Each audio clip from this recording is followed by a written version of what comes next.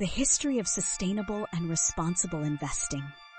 The origins of sustainable and responsible investing, SRI, may date back to the Religious Society of Friends, the Quakers. In 1758, the Quaker Philadelphia Yearly Meeting prohibited members from participating in the slave trade. One of the most articulate early adopters of SRI was John Wesley, 1703 to 1791, one of the founders of Methodism. Wesley's sermon, The Use of Money, outlined his basic tenets of social investing: not to harm your neighbor through your business practices. His famous words, gain all you can, save all you can, and give all you can, are considered the origins to modern-day sustainable investing. Investors were also urged to avoid sinful companies associated with products such as firearms, liquor, and tobacco.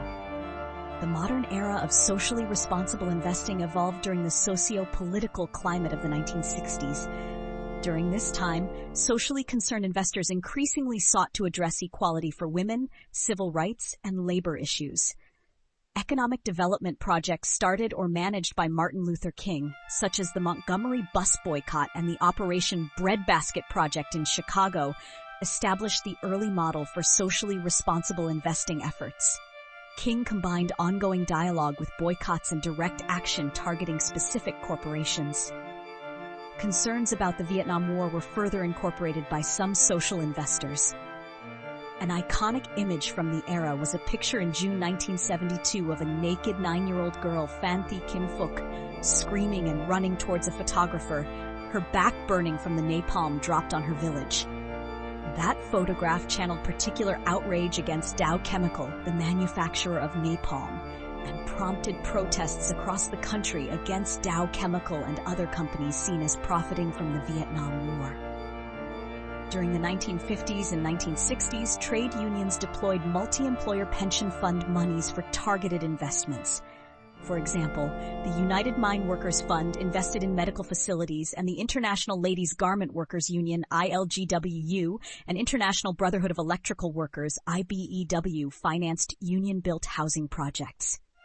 Labor unions also sought to leverage pension stocks for shareholder activism on proxy fights and shareholder resolutions. In 1978, SI efforts by pension funds were spurred by the North Will Rise Again, Pensions, Politics, and Power in the 1980s, and the subsequent organizing efforts of authors Jeremy Rifkin and Randy Barber.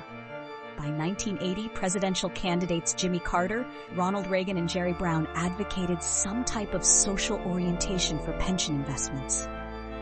CERES had an important role in ending the apartheid government in South Africa.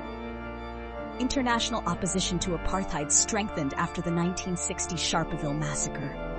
In 1971, Reverend Leon Sullivan, at the time a board member for General Motors, drafted a code of conduct for practicing business in South Africa, which became known as the Sullivan Principles.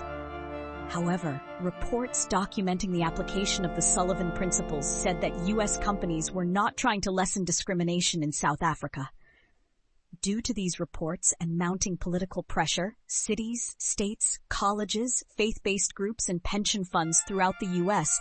began divesting from companies operating in South Africa. In 1976, the United Nations imposed a mandatory arms embargo against South Africa. From the 1970s to the early 1990s, large institutions avoided investment in South Africa under apartheid.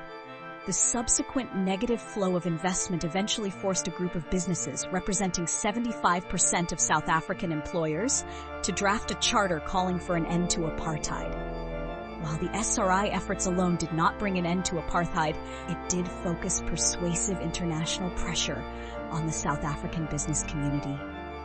The mid and late 1990s saw the rise of CERES focus on a diverse range of other issues, including tobacco stocks, mutual fund proxy disclosure, and other issues.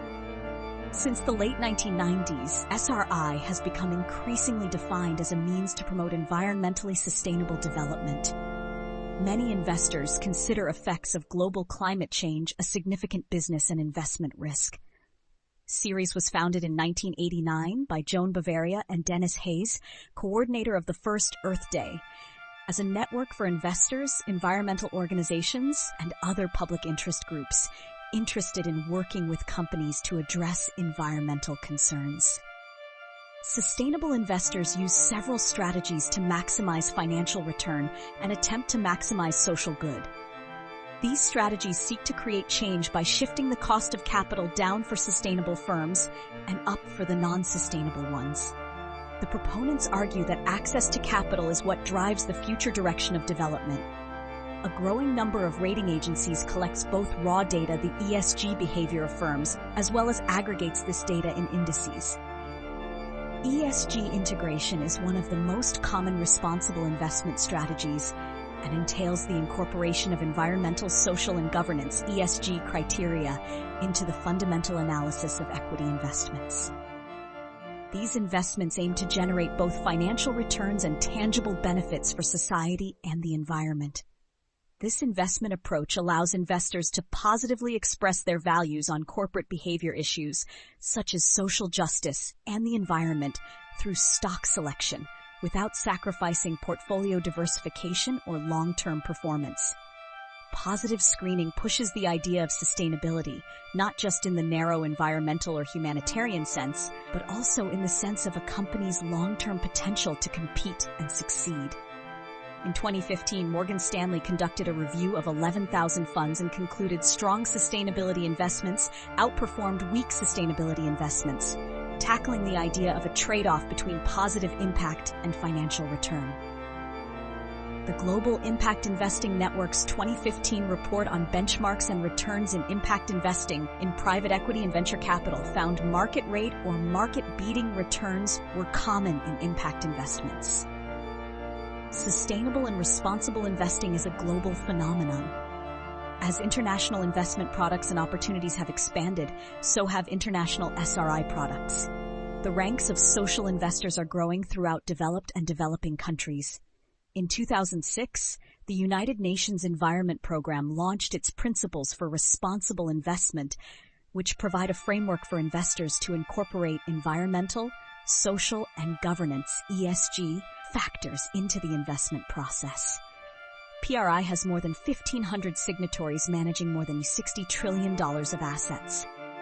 Sustainable investing can be profitable while at the same time creating positive change for humanity and the environment. Sustainable and responsible ESG portfolios can be used in all types of investments. Our chartered SRI counselors will create a sustainable investment strategy that works for UEGA SRI. Let's make a difference together.